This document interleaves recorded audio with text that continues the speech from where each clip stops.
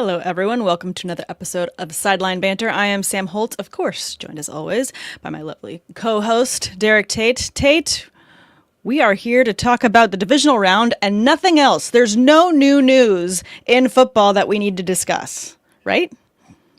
I was going to Nothing? say, I'm not planning on stepping down from the podcast or anything like that tonight, but I mean, I feel like there's something else, an elephant in the room that we should address, right?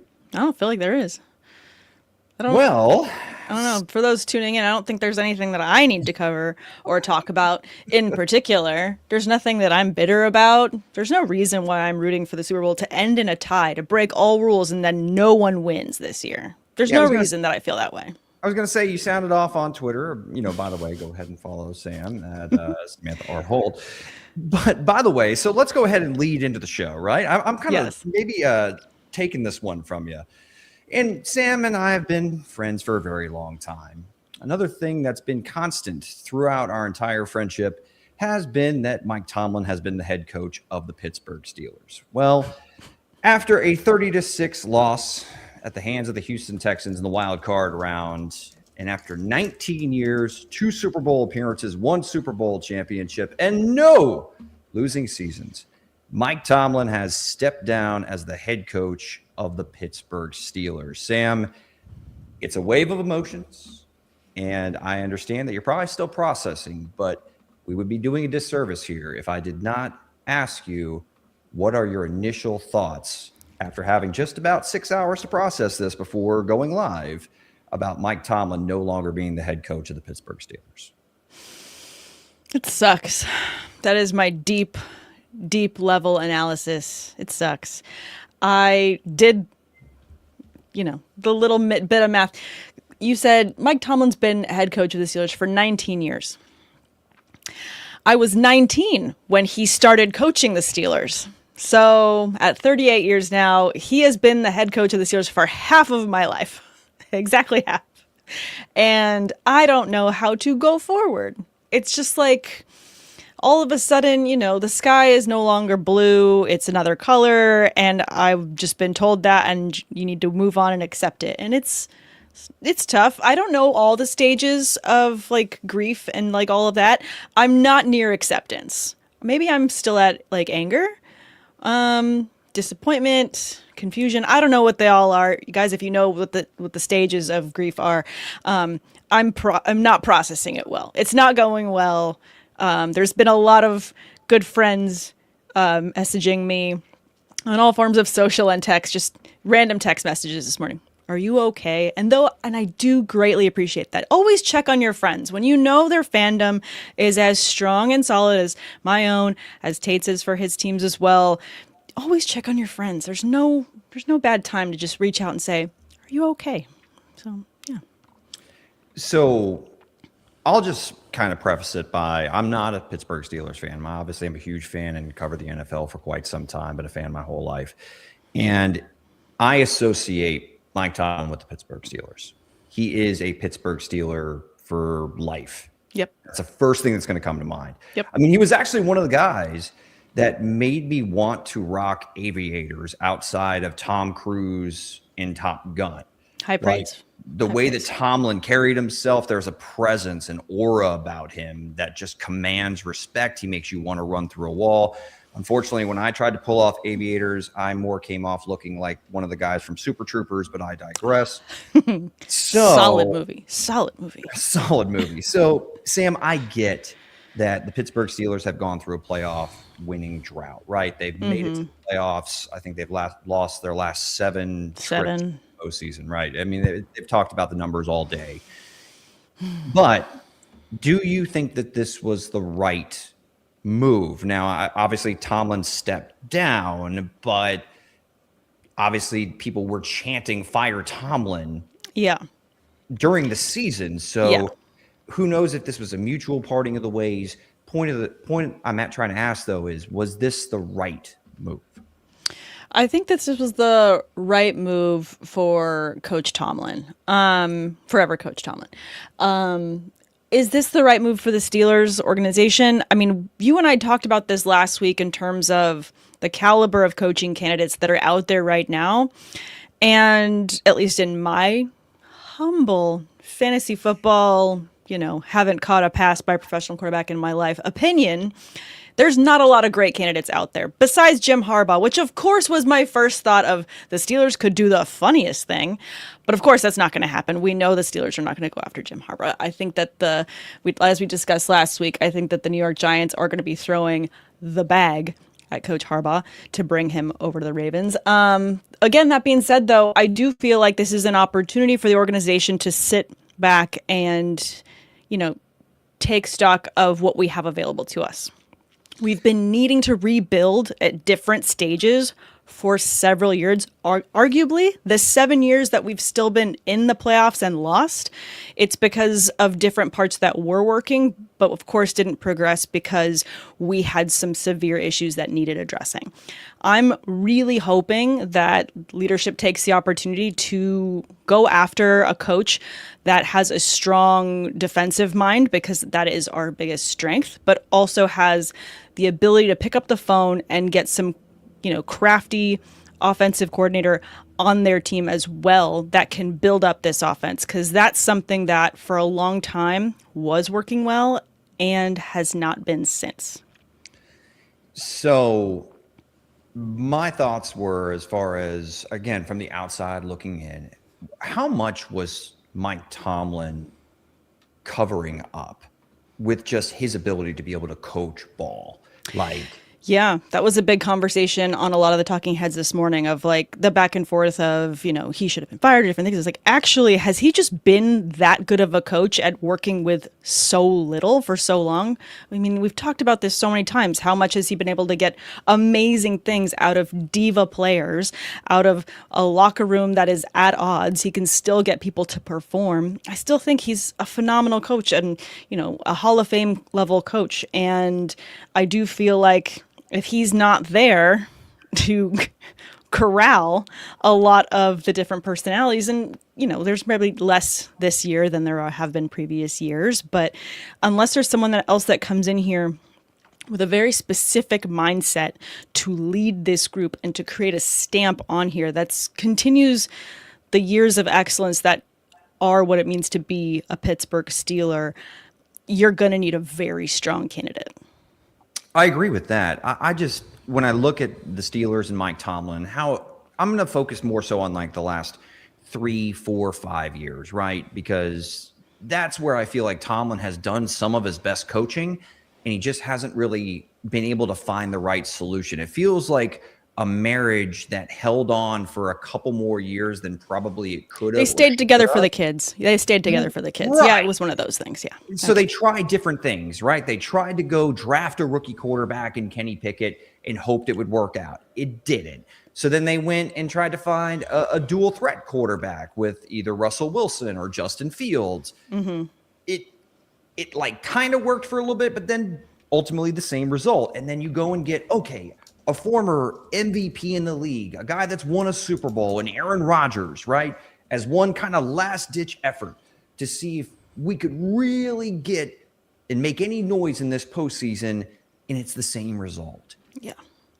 I'm not blaming Mike Tomlin. I think Mike Tomlin is a Hall of Fame coach, and I have so much admiration and respect for what he's done during his time with the Pittsburgh Steelers. But similar to John Harbaugh, has the message gotten stale, and is it just time where it's best for both parties to move forward without one another? And that's a sad realization, because I love Mike Tomlin, and I can't really picture anybody else right now as the head coach for the Pittsburgh Steelers, but it's a reality that we're going to have to accept. You're going to have to accept. I don't know where you're at in the 5 stages of grief, but certainly a big thing. But also, I'm going to go like this in homage to Mike Tomlin. Job well done, my man. What a tenure it was, and a legendary one at that. Salute you, Coach Tomlin.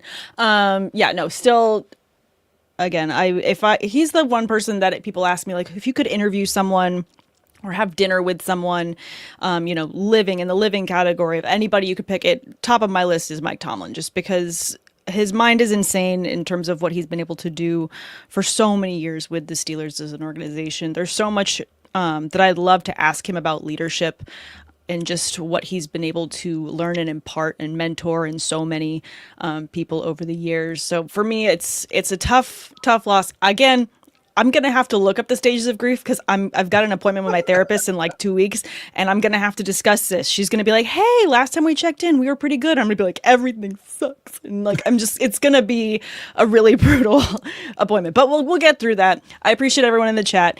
We are going to continue to talk about, open head coaching positions. We'll finish this out with the news. And then of course, we're going to be breaking down the divisional round this coming weekend and who we think is going to walk away going into next weekend as top candidates to go to the Super Bowl. But to kind of tie a bow on this, we've got so many comments in the chat on this subject. This one from Joe saying Steelers better not take Jesse Minter, while Lewis saying Shula plus a McVay tree offensive coordinator, or Minter maybe. Let them build from the ground up. Let them build from the ground up, I think, should be the motto going into this 2026 season. There are so many candidates out there. Some of the top ones that I've seen online so far are Chris Shula from the Packers, from the Rams. And then we've got Jeff Hafley and then Jesse Minter. Brian Flores, also a name that's been mentioned because he does have a connection with Pittsburgh. He was with us in the 2022 season. Very strong defensive coordinator, has an ability to completely turn around organizations' defenses. All of those to me are just names, kind of like when I'm doing my taxes and I'm filling out forms and I don't know what numbers are. I think because I'm still in so many different stages of this grieving process. But Tate, if you can help me feel a little bit better about some of these names.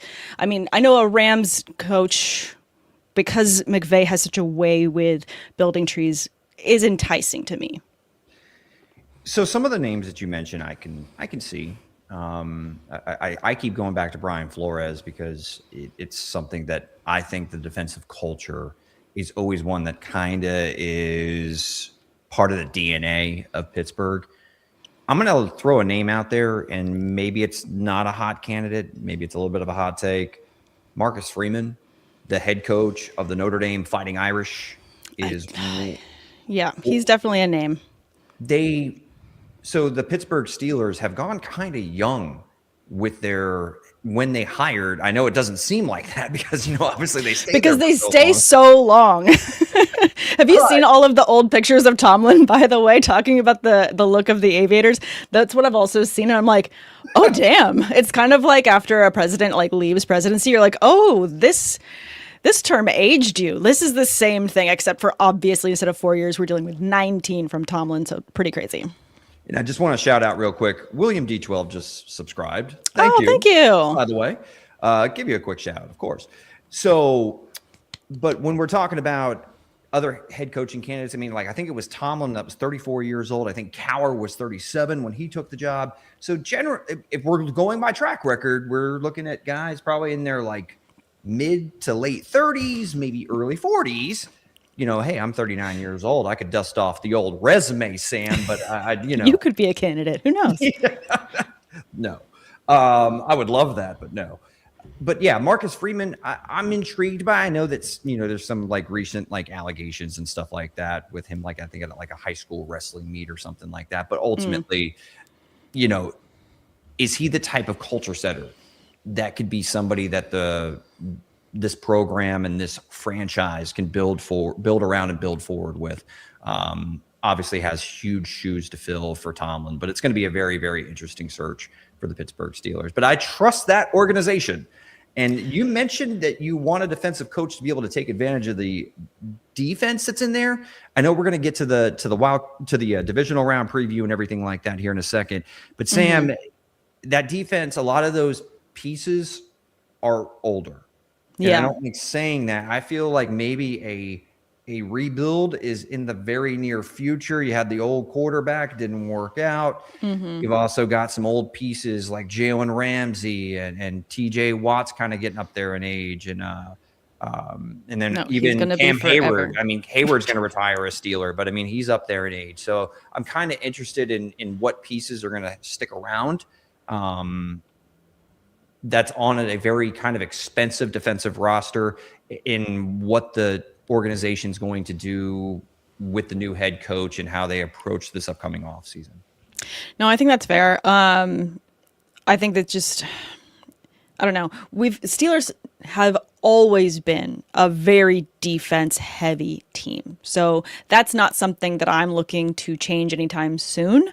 Especially given the division that we play in. We need to be a very strong defensive team to put up with the rest of the teams. Now, that being said, and that's a lovely segue, there are so many open head coaching positions at the moment. I do believe that Coach Tomlin will be probably not only just stepping away from the Steelers, but likely retiring. He's got a lot of opportunities when it comes to TV, a lot of people making those phone calls. So I can't imagine him going to another team. Plus, it came out that because he stepped down, a team would have to trade for him.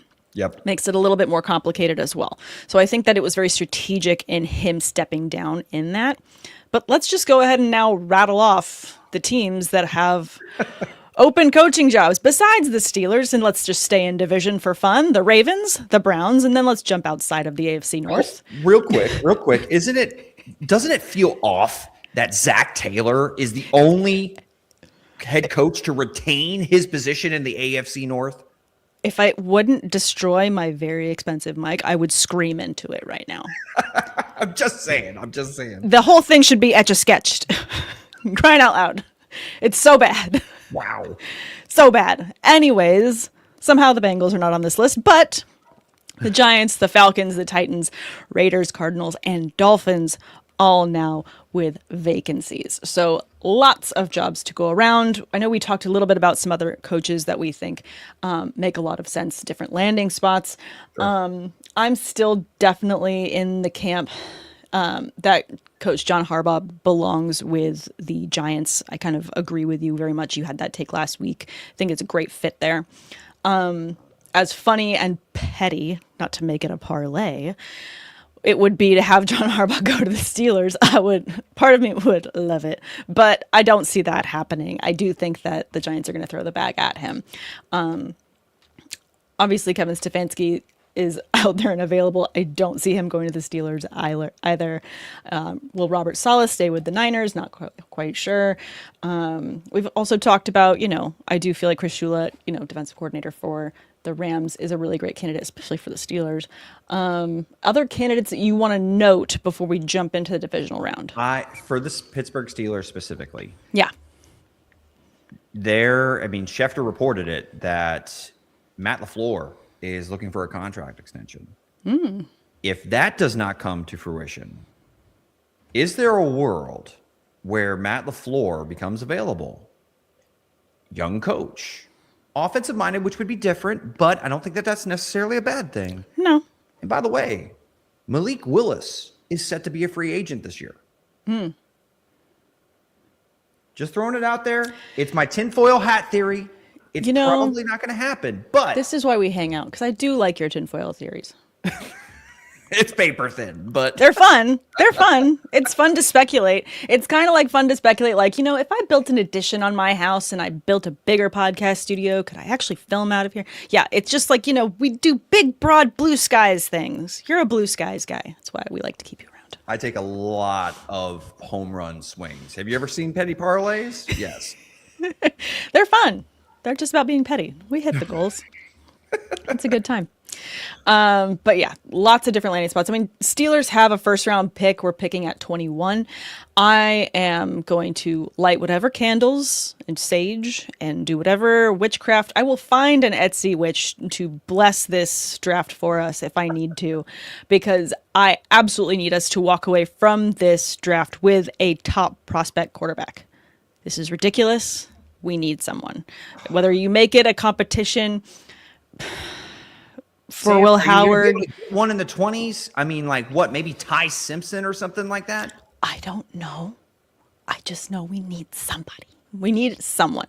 And I think it's going to take, drafting a quarterback as well as trading for one. I think it's going to need to be a competitive room, not necessarily Rodgers. I do feel like this is going to be his last year in the league. Watching him get hit this weekend, as he got up, I was saying to myself, I'm getting too old for this shit. I can only imagine how many times he was saying that to himself, because he was shaking it off and pulling the grass out of his helmet, just thinking this is going to hurt for months as opposed to days when I was younger. Don't channel Sergeant Murtaugh from You love lethal it. weapon. You love it. I'm too old for this. No, 100%. Every time. There was one hit where it just looked like his helmet nearly came clean off. And I was like, yeah, no, he doesn't need this anymore. I was popping that one for Mike Tomlin. So. Thank you. Yep, no problem. I thought about it, but then I realized if I was going to have a drink on this show, it would be just from a straight handle. And I didn't think that would be professional of me. So I was trying to be modest. But anyways, I do feel like we need to walk away from this draft with a quarterback. It's enough of my Steelers, though. Let's talk about the divisional round. Let's try and be optimistic. Let's go. Let's be positive. We've got fun games this weekend. Super Bowl ends in a tie this year. I hope nobody wins. No, I do hope that this weekend's games are very fun. I feel like there's a lot on the slate that's going to be really fun to watch. First game, of course, we're going to talk about Saturday games first. We've got Bills at Broncos. Spread for Denver is -1.5. Total at 46.5. We've got Josh Allen. We've got Bo Nix.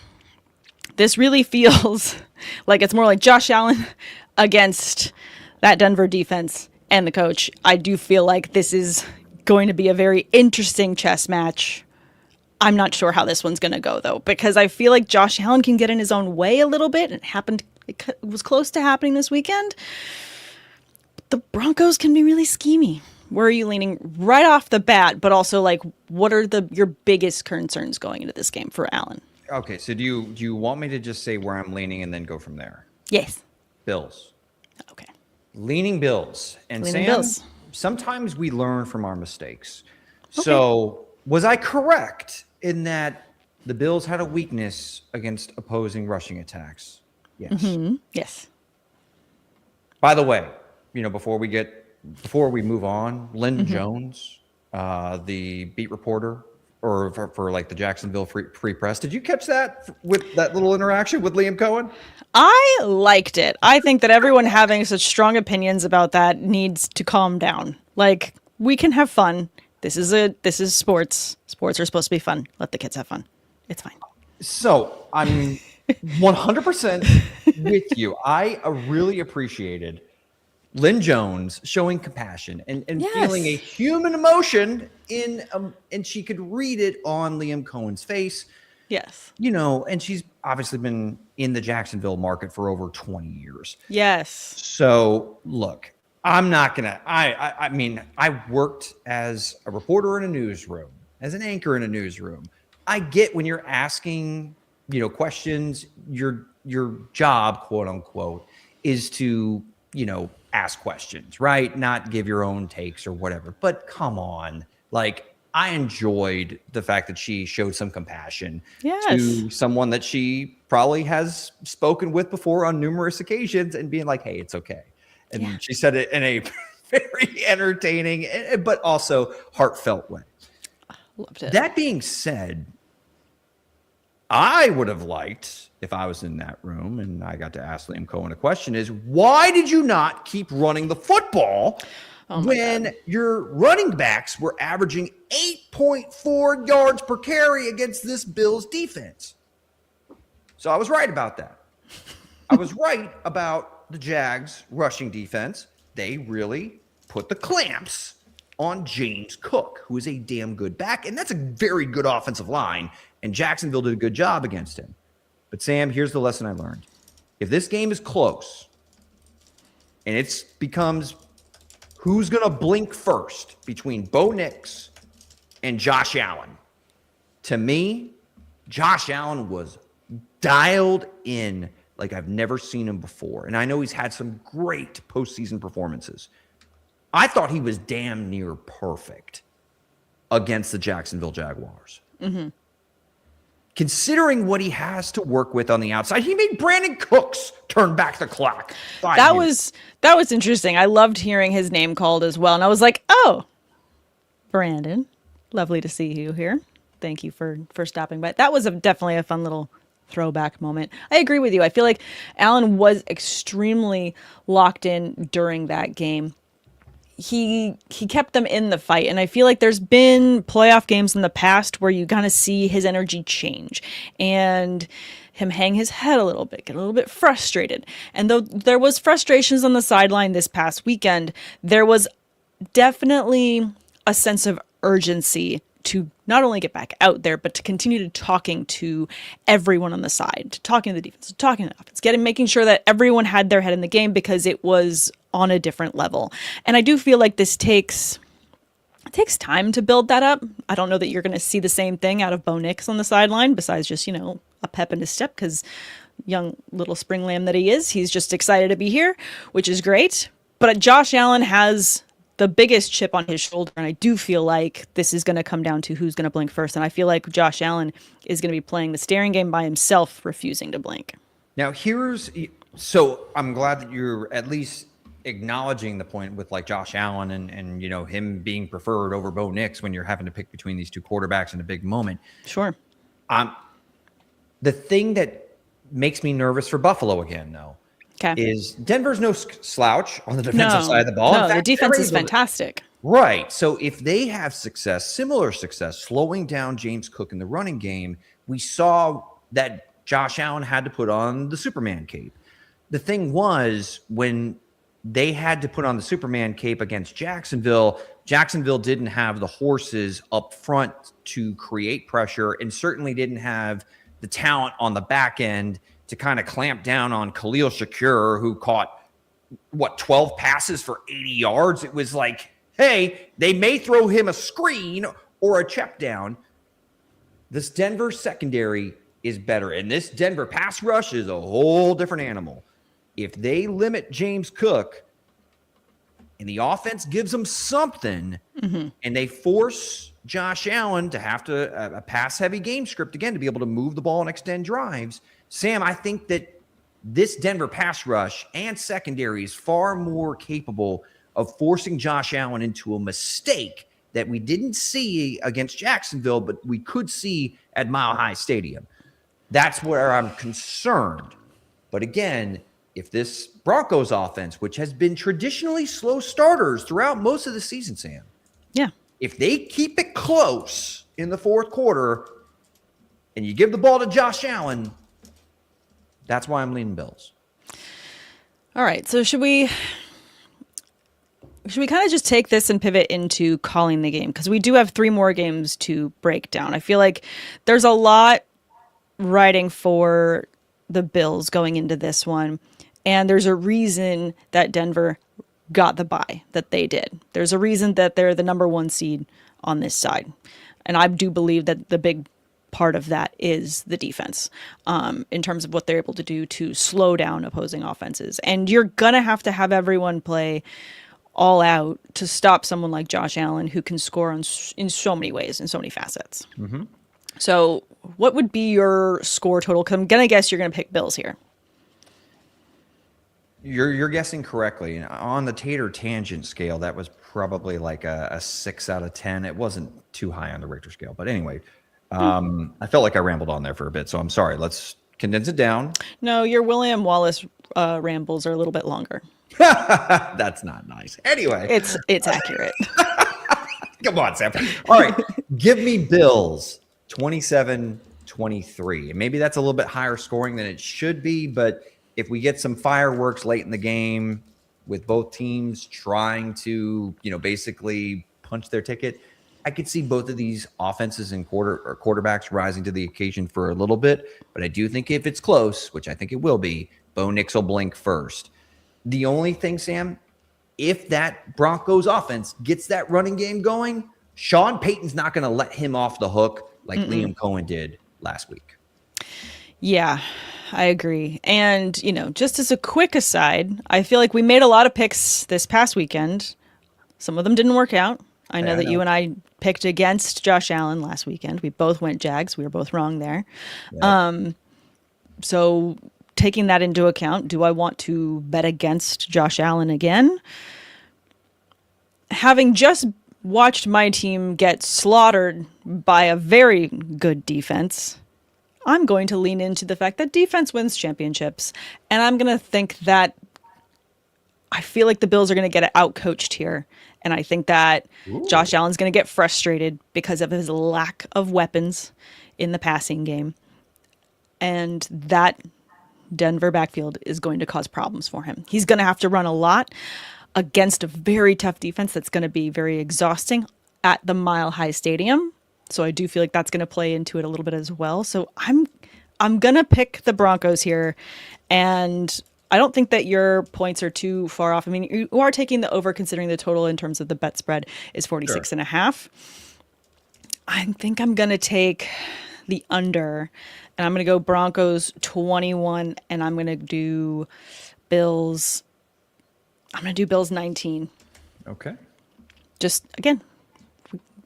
to be different, but also because I just watched my team get slaughtered by a defense that once they started rolling and once that gas started cooking for that defense, they did not let up. And I could see the same thing happening here. Yeah, I'm just kind of I mean, if the Broncos get off to the same start that they got off to in last year's wild card matchup between these two teams, has this team matured enough to be able to finish the job?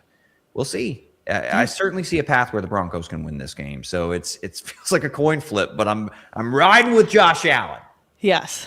Circle the wagons. Let's go. Circle the wagons. And speaking of coin flips, I do feel like this next matchup, there's going to be a lot of back and forth here. And I honestly can't decide where I'm going to pick between the Niners and Seahawks in this one. 49ers are going to Seattle for this one to play the number one seed. The team that got the bye, that got to rest last weekend, Sam Darnold, and that, again, talking defense is fantastic Seahawks defense against Brock Purdy and Christian McCaffrey and no longer George Kittle because poor guy tore his Achilles this past weekend. So, somehow the Niners can't seem to walk away from a game without players getting injured. This was another one of those cases. I mean, before we even pick who we're going to take in this one, what are your feelings going into this game? Because maybe it's because I have so many Niners and Seahawks friends. Emotionally, I feel like I need to take a Tums before I even make this pick because someone's going to be mad at what I say. And that's fine. So I'll let you. I'll go ahead and let you wrestle with those internal conflict feelings. And by the way, I do want to mention some of the folks in the chat. By the way, when we're predicting these games, go ahead and sound off in the chat. We'll read off your score as well. Joseph going 24-17 Bills. Love it. Frank in the chat, by the way, agreeing with you. This feels like an under game, under 46.5.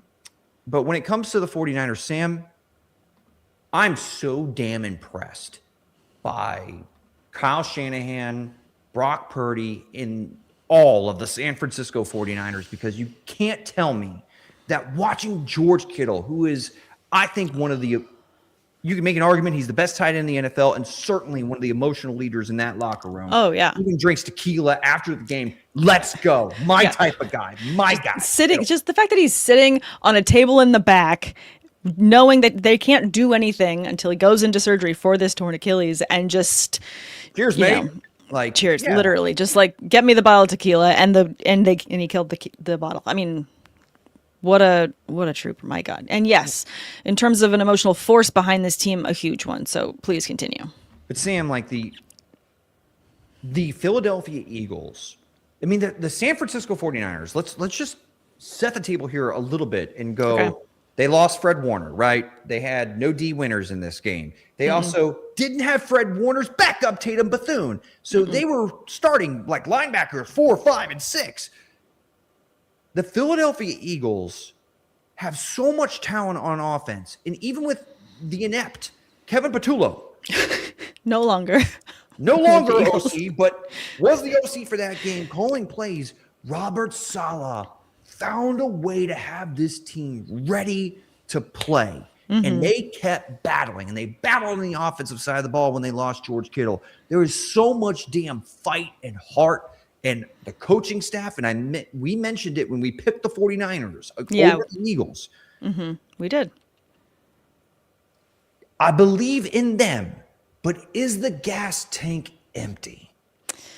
Because now Mike McDonald, that Seattle defense is just as good, maybe even better than Philadelphia. Yeah. And now you don't have George Kittle. And maybe you get Ricky Pearsall. Who cares? Because Demarcus Robinson was pretty damn good. Yes. Look, I just don't think that Clint Kubiak is going to let this absolutely decimated 49ers defense, who is playing with so much heart and purpose, but they just don't have the horses. I don't think that Clint Kubiak and this rested Seattle offense is going to let them off the hook. And that is one of the toughest stadiums to go and play in. I love the Niners' resolve and their fight and their grit, and I love Brock Purdy. He's going to battle, but I just think the tank is on empty. The attrition is too much. Even if the Niners get Fred Warner back, who, by the way, they opened up the practice window for him, which tip of the hat, because Fred Warner has no business getting on a football field after the injury he suffered, but he is a warrior. But Sam, I don't see a way that the 49ers are going to be able to get pressure on Sam Darnold. And that's how you force Sam Darnold into mistakes. Philadelphia did them favors because they're just dysfunctional. Mm-hmm. Clint Kubiak's not going to reciprocate and make that the same case. So I just don't think that they're going to have the horses to slow the Seahawks offense down, whether it's on the ground or through the air. I got Seahawks in this one. What's your score for this then? Again, and the spread for this one, sorry, I didn't read it off the top. Spread is Seattle -7.5, total 44.5. I'm going to go 31-17 Seahawks. 31-17. 31-17. A little high, I know, but I worry about the 49ers defense being able to have any answer whatsoever for the Seattle offense. It's also a tough decision because when you look at the quarterbacks, and I'm going to go to Joseph in the chat for this one, it's hard to bet on Sam Darnold. I think he's a lot better quarterback than I think people totally give him credit for. I do think that there's a lot that he brings to an offense, and I think there's something to be said about a guy that, is very, even and steady in terms of how he carries himself in the locker room, in the post game, in the interview process and all of that. I do feel like there's something to be said about how he carries himself as a leader. In terms of him having the weapons available to him, JSN has been, top receiving caliber for the season, been absolutely fantastic. This is something where I feel like my guess is going to be closer in terms of who I'm going to pick. Score-wise, I think this is going to be kind of a brutal game on both sides, but I do feel like there is a defensive touchdown in this one. Oh. I feel like the Seahawks defense is a defense that can absolutely score and has proven to do so in games so far this season. I think that what Niners fans love about Brock Purdy is that he does take risks, and I think that this defense is going to look at capitalizing on those risks that he takes in the passing game. So I think for myself, it's going to be a little bit lower score. I think I'm going to go... I'm going to go 17. No. I'll go 20. I'll go 20-17. Oh wow. Kind of a safe one, kind of a safe bet. I do feel like the Niners, because they have Christian McCaffrey. You can't count out Christian McCaffrey. He's going to get on the board. He's going to have at least 1 to 2 touchdowns. I could see, Brock Purdy trying to scramble and get away, and if the coverage goes out too wide to cover all of his options, he can maybe sneak in if he's close to the goal line because he's done it before. But I do feel like the Seahawks are going to end up scoring with their defense at least once this game, and I do feel like they'll walk away with a win. So I'm sorry to all my friends who are Niners fans. I'm picking the Seahawks. It feels weird. Yeah, and Joseph even mentioned, am I begrudgingly picking the Seahawks? A little bit. I grew up a San Francisco 49ers fan, if you didn't know, by the way. Oh, yeah. I did not know that. Joe Montana, Jerry Rice, one of the very first jersey numbers I ever picked was number 80 because of the GOAT. I just love how this team has risen above a bunch of adversity all season long. And I want to cheer for that, but that Seattle roster is really good. So, and they're at home. I mean, the 12 are going to be there. They're not going to, be quiet or go quietly into this good night. They're absolutely going to be causing problems for the Niners. I 100% believe that. Let's go ahead and jump to Sunday's games. 2 more games to cover. Let's go. We've got Texans at Patriots. This is a really weird one for me because obviously I just watched the Texans destroy my Steelers, and the Patriots have found a lot of ways to make the Steelers very frustrated over the years. So this is one where I hope both teams lose. But I can't pick that.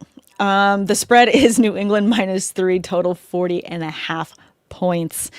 This is going to be an interesting one. You got CJ Stroud, who somehow managed to pick up the football multiple times in this past weekend's game, have a lot of fumbles, and get really foiled by the Steelers defense several times. If he has the same number of mistakes that he did this past weekend against the Patriots, the Texans are losing by the same margin that they just beat the Steelers. Ooh. There's not a chance in hell that doesn't happen. You can't get away with that many mistakes twice in a row. Fool me once, fool me twice. No, you can't get away with that. And the Patriots are absolutely going to look at that. Please, you're cooking. Pick the score first. Let's go. Is it just because I'm mad? You don't want to see me when I'm mad. I can't be emotionally picking scores, Tate, but Patriots 30, Texans 10. Woo! Holy, my goodness. I'm mad. Whoa. Okay. So I'm just going to write it down in this sheet before I change my mind. I'll preface this by saying one of the upsets that I picked was the Chargers over the Patriots, and boy, was I wrong about that one. You were wrong about that one. Justin Herbert did not show up. And part of the reason why, now I think when you're looking at the all 22, there were multiple throws that Herbert had the opportunity to actually push the ball down the field early in the game. And early in the game, that horrible Chargers offensive line did an adequate job, Sam. They did. I don't like saying it, but they did. And then, of course, the floodgates opened when they became basically you have to be able to throw the ball one-dimensional, and they couldn't run the ball all day. And then, the floodgates opened, and that was it for Justin Herbert. I was really impressed with how the Patriots corners just shut down, though I think a decent receiving group with Los Angeles and Ladd McConkey and Keenan Allen and Quentin Johnston all game. Now, two things we got to keep an eye on here, though, Sam. Nico Collins and Christian Gonzalez, both in concussion protocol. Got to keep an eye on that. Yeah. Now, it helps that they're playing on Sunday, so a little bit more time for them to potentially bend the rules of that concussion book. Yeah, I mean, it's the playoffs, you got to play. Yeah, well, I mean, we'll see. But, Sam, when you watch the Chargers game, as like you just brought out with CJ Stroud and how he did not play well against the Steelers, I don't think that Drake May did a great job getting the ball out of his hands quickly against the Chargers defense, which forced 5 sacks. Sure. And damn near got the Chargers back into the game with a 13-point lead, and he got stripped, and thankfully his guard fell on the ball. Otherwise, Dayon Henley's running for a score, and all of a sudden we got a 1-score game with 5 minutes left. Sure. I doubted the Patriots once. Are you going to do it again? And I'm going to do it again. New England fans are going to hate me. They're going to hate me. You're going to hate yourself when you're wrong. That's not nice. But this Texans defense is just something special. It is.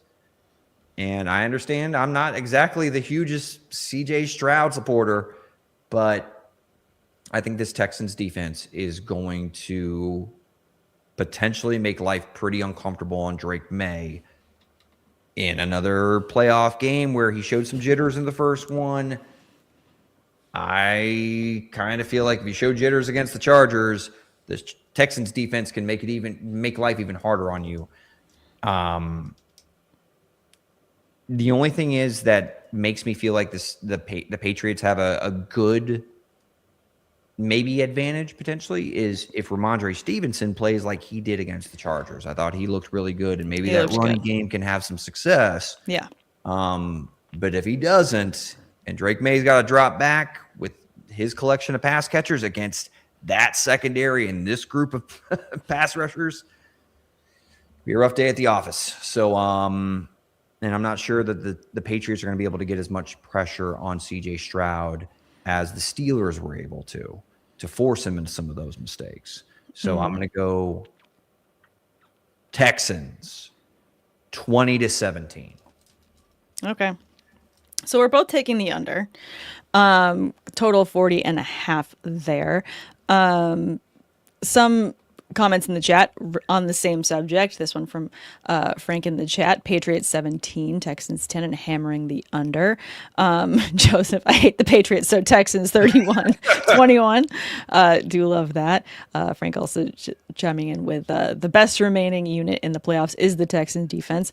Having just watched what they did, yes, I do feel like they are fantastic. And Joe also adding in, they might hate you, but we love you. So thank you for that, Joseph. You know, did you ever watch that old Derek Brooks commercial that was like some NFL commercial and it said, "Who's our favorite player? Mr. Derek Brooks." Well, someone once upon a time, you know, when I was in high school, came up with well, who do we hate? Derek Tate. Like a chant, like to kind of like spin off of that. So they may hate me, but, you know, let the haters come at Tater. I'll be all right. You know, we're having success as a show if we're starting to grow haters as well. So as much as we get people that love us, if add to the list, hey, they're going to take your views, like and subscribe. Really appreciate it. Like William D earlier in the episode. So yeah, like and subscribe, follow for more. Yeah, I think this is going to be a really fun game. I think defensively, it's going to be interesting if the Texans can have the same amount of heat going into this one that they just had against the Steelers. You know, again in New England, I'm not going to change my score. I still think the Patriots are going to win, and I'm going to spitefully keep it at 30-10. She's spiteful, ladies and gentlemen. That's how she is. All right, last game to talk about. Rams at Bears. In Chicago, in the Windy City. Matthew Stafford with the young and sprightly Caleb Williams. This is an interesting matchup, and I feel like right out the gate, there's a lot that you could say for the Bears. I don't want to, you know, knock anything that they've done. They just they just contended. I won that pick. I called Bears. Whoa. I feel like you keep twisting the knife there. Through the first three quarters, that pick of the Packers was looking pretty good at Soldier Field. It was. Until it wasn't. Come on. Until it wasn't. Yeah, I'm, you know, you don't win them all, but when you do, you got to cheer for them. So it's fun. I was happy that I got that one. Am I going to stick with the Bears? I'm not quite sure, but Tate, tell me why I have the feeling you're going to be picking the Rams in this one. Not like I can see through you, but like I know you. Whoa. I know you. You're like, hey, I picked it right, and I feel like I know you, so go ahead and pick the Rams. Like, are you going to pick the Bears? You're supposed to like tee me up. Who do you think? And then create suspense. Instead, you're just already revealing my pick. Yes, it is the Rams, but this is weird. You're in my head. Stop it. We've known each other too long. I know you're taking the Rams. Oh, all right. So while I do have some legitimate concerns about a Los Angeles team where, you know, obviously you live and that's where you spend most of your time. And I mean, Sam, you know, could you imagine being in like 5-degree weather right now and trying to go do an athletic event? No. It's really cold out right now. I think it's like 60 outside. It sucks. Yeah, imagine good old Staffy and the rest of the crew having to go to Chicago. I'm wearing sweatpants. Sweatpants weather, sure. It's sweatpants. But so while I have some concerns about a team from LA, SoCal, going to the Windy City in January, and it's supposed to be cold weather, of course it is. Duh. All the things that I've thought all year about why I have confidence about the Los Angeles Rams in the playoffs with how this team is currently playing and their roster still apply. And while Caleb Williams, yes, Sam, I think what we're seeing is something that Caleb Williams has some special to his game, that an it factor, that when it's late, if you keep it close, Caleb's going to make some plays. Like, he's kind of proven that this year, but that's a dangerous way to live. And that Chicago defense, while they came up with some stops when they needed to, finally, Jordan Love did throw for 4 touchdown passes in this game. Like, this Green Bay offense, without guys like Puka Nacua or Devontae Adams, they had plenty of success against this Bears defense in Chicago. That they did. So I believe that the Los Angeles Rams are going to have plenty of success moving the football against the Chicago Bears, even on the road. And Matthew Stafford is having a special season. And even when pushed to the brink against the Carolina Panthers, who showed a lot of fight in that game, Sam, it was way closer than I thought. Stafford, even Devontae Adams said, hey, let's go snatch these guys' hearts. That's the type of dog that they have at quarterback. Yeah. And I think that Stafford's going to have plenty of success against this defense to give them a lead early on. And I don't see the Rams having a collapse like the Packers did defensively against Caleb Williams and company. So I'm going to go with the Rams. I will say it's probably going to be a little bit higher scoring because I think the Rams are going to have some success. I'm going to go 30-24 Rams over the Bears. Okay, 30-24. And I think that kind of tracks with how the spread is looking too. This is the highest projected total of the 4 games this weekend at 48.5, with LA at -3.5. I think all of that's completely valid. I think that the Bears have gotten away with a lot of little mistakes, and I think that if the Bears lose this weekend, I think fans should hold their heads high because the organization is going the right direction. Oh, yeah. Ben Johnson has done amazing things with this offense and brought confidence to Caleb Williams when he definitely didn't have it this time last year. He's grown a lot, and you can see that already, but I do feel like he's young and he still needs to do a lot to clean it up. And, even the defense has had some amazing, standout moments with picks all season long. And again, there's a lot of good things about this Bears team. They wouldn't be in this position if they weren't showing it on both sides of the ball. That being said, I do feel like the Rams and Sean McVay, I've read this book before. I've seen this chapter before. There's something to, these veteran quarterbacks, when all the other pieces fall together, they lock in at another level. And you just said Stafford has that dog in him.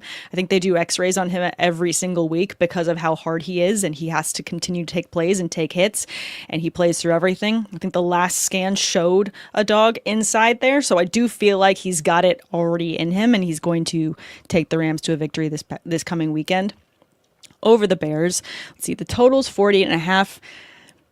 I feel like this could be an over where McVay puts a stamp on. 40.5? 48.5 is the total. Okay. 48.5 is the total. Sorry. I do feel like this is going to be a big game for them. I think that the Rams can end up here at 36, and I'm going to say Bears are going to end up at 17. Okay. So it's going to be a high-scoring game. I do feel like I see a touchdown not only for Puka Nacua and Devontae Adams. The tight ends have all gotten into the mix. Parkinson's getting a touchdown in this one as well. He did this past weekend. He's also been phenomenal and very available for Stafford. Can see a rushing touchdown here as well. There's a lot for Stafford in this final playoff run, if it's a final playoff run. His bestie, Clayton Kershaw, just retired. What says this isn't Stafford's last season and he starts, going on trips with his bestie in retirement? Okay. So what I've got it Rams, Seahawks. 30-24. Yeah. Rams, Seahawks in the NFC Championship game, and then I've got it Bills, Texans in the AFC Championship game. Ooh. I've got Broncos, Patriots, and I've got Seahawks, Rams. So we're aligned on one side, and we are not aligned on the other. Yep. That's accurate. Very, very accurate. I'm going to read a couple of these guesses in the chat, too, before we get to your petty parlays, which I didn't see you add to the sheet, so I'm guessing you're trying to surprise me with them. Always. So okay. Well, let's go through some of these lovely comments from our viewers and listeners. This one from Frank in the chat. Rams 38, Bears 35. And as a Bears fan, an unbelievably successful season. Yes, fantastic season for the Bears. Frank in the chat. This feels like a game live bet when the Rams go up 14-3 or something. Yeah, that feels kind of accurate as well. And for a little weather forecast, he's got our back here too. Current forecast for Sunday afternoon in Chicago, 20 degrees, 18-mile-an-hour winds, gusts at 55%, chance of snow. I'm checking it on my iPhone as well, and that looks like it tracks. I'm seeing high of 22. You want to talk about how to throw the ball like Tom Brady did? Tom Brady. Hey, I got this football if here. You point the ball up, it's going to get caught by the wind. If you point it down. You want the inverted C. And this is why I didn't make it through college as a quarterback, because I didn't have Tom Brady telling me how to throw the It's all about ball. The little mechanics. And as long as you're eating avocado and you never eat a strawberry, you will win. I guess I always had the U because I'm short and I'm like 5'10", and I couldn't see over the offensive line, so I couldn't do the thing where I come down on the ball. Yes. By the way, I really enjoyed that analysis. I didn't it was know fun. I would, but fun. Tom giving us a lesson on physics. Anyway, by the way, Jerry Rice, the GOAT. Anyway. Yeah, wow, lovely flex. Yeah. This one from Joe. This one is tough. Rams did not look good against the Panthers, but it could just be they aren't good against them. Bears defense is good, but let's keep this Stafford run going. Rams 24-21. So a lot of people going Rams, even Bears fans going with Rams in this pick. It's going to be a fun. You know what? At the end of the day, these 4 games, I think, are going to be very good football games. I think they're going to be very fun to watch. I don't think this is going to be one where you get to, walk away, start doing some laundry, call some friends and get distracted. I feel like we'll all be pretty locked in this weekend. Oh, yeah. Speaking of locked in, there's some bets to lock in that we got. All right, Tate, let's do this. Give us your petty parlays. These are parlays that have another edge to them. There's something different just beyond mechanics. There's something petty. And as someone that is feeling extremely petty, I hope everyone loses and no one wins this weekend. What are your petty parlays? All right, kids. Welcome to the Tater Parlay of the Day, NFL Divisional Round Playoff Edition. Count them with me. 1, 2, 3-leg parlay. So we have a kind of a rematch of sorts, right, Sam? I mean, the NFC West, the best division in all of football this year. Yeah. The San Francisco 49ers going back to the home of the 12th man, Seattle, to take on the Seahawks. So I last week said I'm going to go with Brock Purdy, 2 touchdowns and 1 interception against the Philadelphia Eagles, but in an upset win. Yes.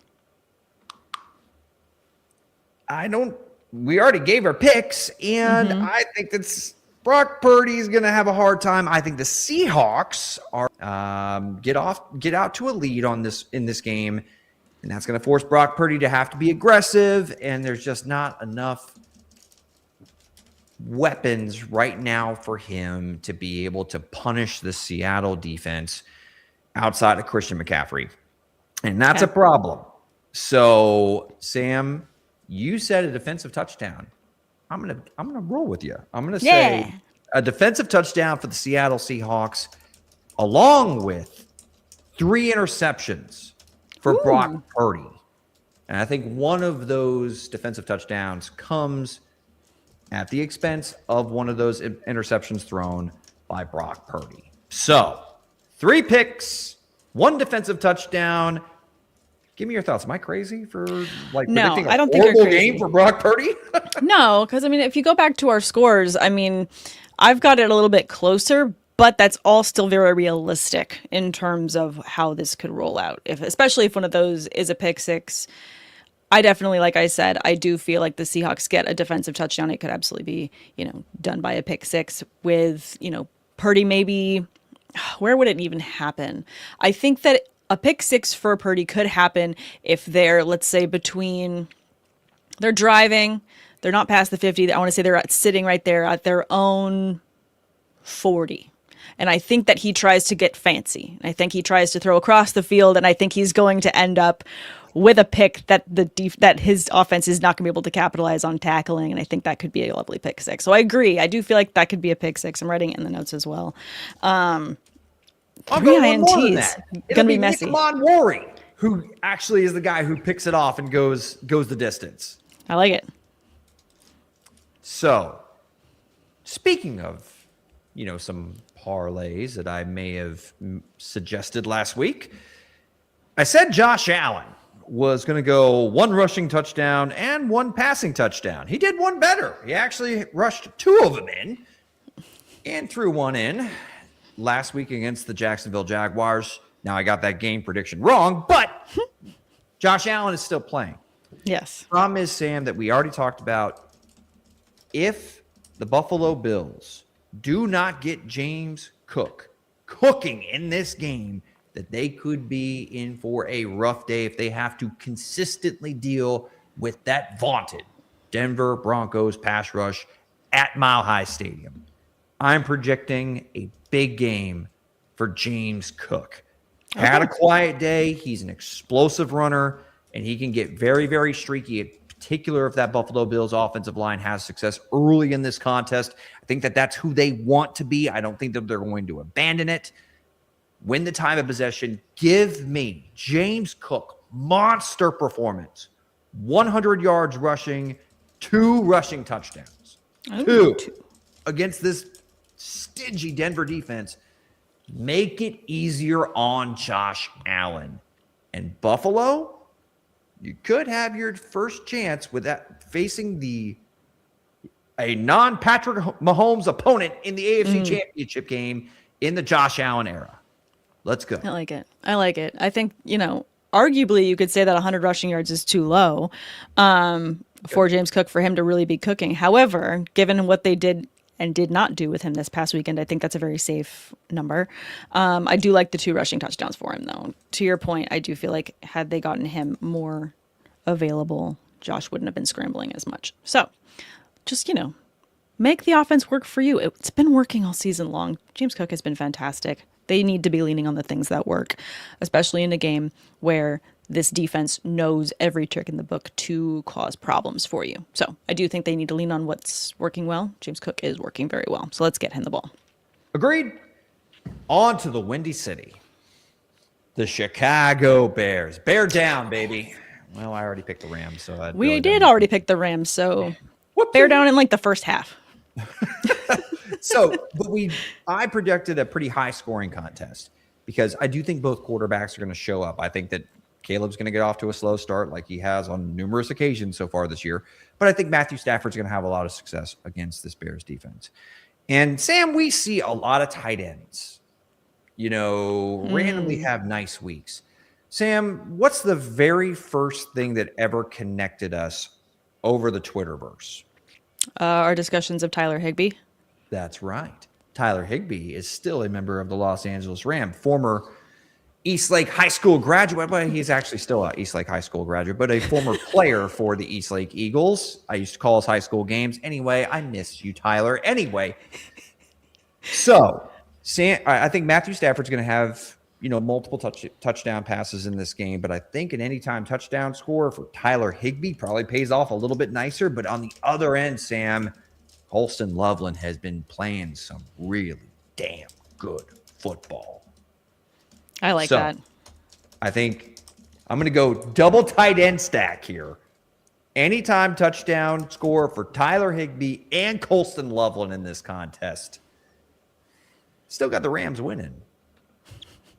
But I think you can go ahead and get a piece of the action on both sides. And that'll do it for the 1, 2, 3 leg parlay. Tater parlay of the day for the NFL Divisional Round. Good luck, folks. I love it. These are all good ones, and they align very well with all of our picks already. It's going to be really interesting to see who walks away a champion when we meet next Tuesday. It's going to be really interesting going into that following weekend of who we're going to see. It's either going to be Rams Seahawks from our overall pick, or we're going to have some very divisive picks here. It could be Broncos Patriots, it could be Bills Texans, it could be Texans Broncos, it could be Patriots Bills. I do feel like we're probably in the right when it comes to Seahawks Rams, but who knows? We could both be shocked by everything and both be completely wrong. But it'll be fun. We've had a lot of fun along the way. Positivity. I know you have the grumpy cat thing saying, I hope the Super Bowl ends in a tie. Some positivity, Sam. We're going to get this right. And I'm not going to steer my folks wrong for petty parlays right now. Come on. What if all 4 games end in such a tie that they have to reschedule and play games in the middle of the week to like pick it back up because everyone's just so bad? Well, Sam, then I guess we'll get to mad. Build on our episodes. I'm so mad. I know you're really salty. I've never seen salty. You are the most positive person I've ever met in my life, and I've never seen you this sour. I'm like, I'm sorry about Mike Tomlin. Again, respect. It's painful. It's a rough day. It's a rough hope. day. No, I was already when we were on a text chain. Someone said like, oh, well, hey, there's another head coaching position. And I was like, is it Todd Bowles? Like, did I miss the news? And no, you didn't miss the news. Maybe you'll be sad next week too, or happy next week. You'll be happy knowing. No, it's over and done with. I've accepted that Todd Bowles is going to be the head coach of the Tampa Bay Buccaneers in 2026. And we lost our longtime play-by-play announcer, Gene Deckerhoff. I'm sad too. I've got loss on my side. Well, thanks everyone for turning into a very joyful episode of Sideline Banter, brought to you by Women of Fantasy Football. If you haven't already, make sure you like and subscribe, and make sure to join us next week. Who knows? Maybe I'll be in the final stages of grief, and I'll be on the other side of happiness. Maybe Tate will be happy because all of his picks landed, and maybe some of mine lost. We'll see. Until next week, have a good one, and good luck this weekend.